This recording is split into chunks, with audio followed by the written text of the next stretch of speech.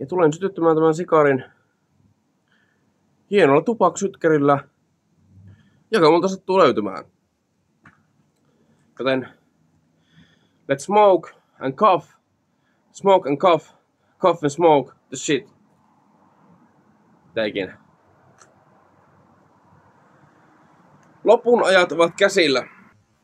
Olen palannut vanhoihin, hyviin, huonoihin tapoihin. Miksi näin on? Näin on siksi, koska olen vältellyt elämässäni koulua. Olen vältellyt elämässäni ihmisiä. Ilkeitä ihmisiä, jotka ovat omalle kohdalleni osuneet. Ja siksi noin 10 vuotta sitten rupesin uteliaana tyyppinä, poikana, miehenä, mitä ikinä, poikana, aloin polttelemaan sikareita. Ja silloin tuntui, että tarvitsin sitä. Kuten tarvitsen nytkin. Olen tajunnut elämän rajallisuuden.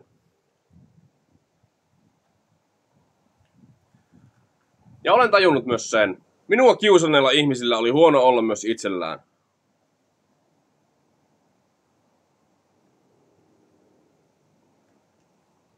Aikaa on kulunut jopa liikaa. Ja olen tajunnut, että niin minun kuin minun rakkaimpini tai ystävieni, kavereitteni, joita ei siis ole. Olen tajunnut, että elämä on rajallinen kokemus. Elämä on rajallista.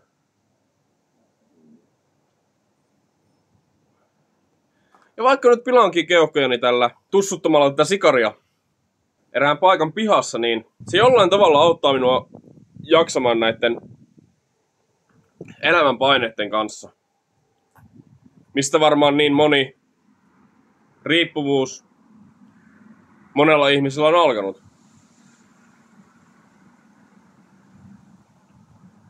Mutta en kannusta ketään polttamaan, todellakaan. Se ei ole hyvä tapa. Mutta minusta henkilökohtaisesti tuntuu siltä, että joskus elämässäni minusta tuntuu siltä, että minä tarvitsin sitä.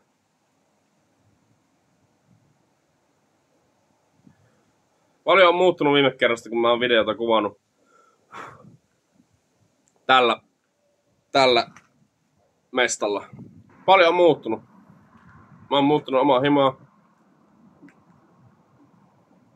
himaan, kotiin, mestaan, paikkaan, jota nyt en voi niinkään kutsua kodiksi.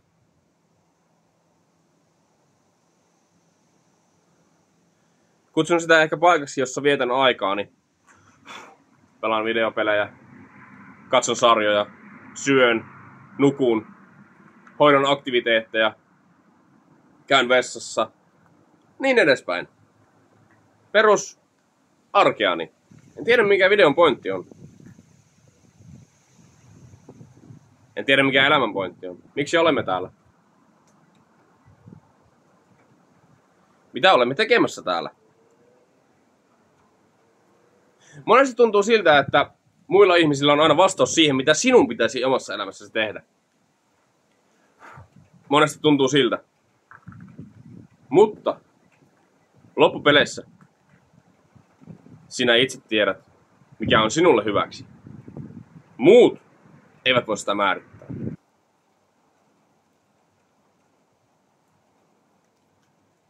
Paheksukaa tai pahoittakaa mielenne. Mutta minä aion jatkaa siitä huolimatta taisteluani. Tämän kanssa tai ilman sitä. Olen puhunut. Ja niin, sikarinikin on puhunut. Kun olen polttanut sen loppuun. Mutta nyt täällä alkaa sataa. Minun pitää lähteä omaan Batcaveeni editoimaan todennäköisesti tätä videota. Ja myös ehkä myös tekemään jotain produktiivista, jos siihen suinkin oma huono mieleni antaa periksi. Joten se on ciao.